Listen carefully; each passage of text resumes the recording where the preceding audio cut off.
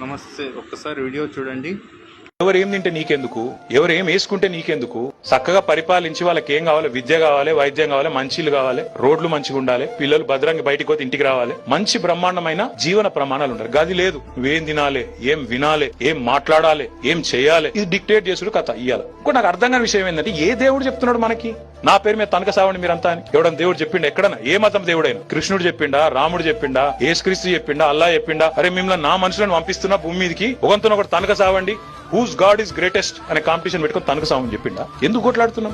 ఎవరి కోసం కొట్లాడుతున్నాం? ఏ కారణం చేత కొట్లాడుతున్నాం? మనం దేని మీద దృష్టి పెట్టాలి, దేని మీద పనిచేస్తున్నాం మనం? అసలు ఈ దేశంలో నీళ్లు ఎవరా నాయన అని ఒక్కడేడుస్తుంటే, తిండి లేక సస్తుంటే దాని మీద సోయి లేదు మనకు. ఏ దేవుడు గొప్ప? ఇప్పుడు నన్ను అడిగితే మా అమ్మ గొప్ప అంట. ఎవరి అమ్మ గొప్పదనే కాంపిటీషన్ అర్థం ఉందా అసలు? Whose mother is greatest, whose god is greatest? దానికి ఎప్పుడైనా ఆన్సర్ దొరుకుతుందా? అవకాశం ఉందా?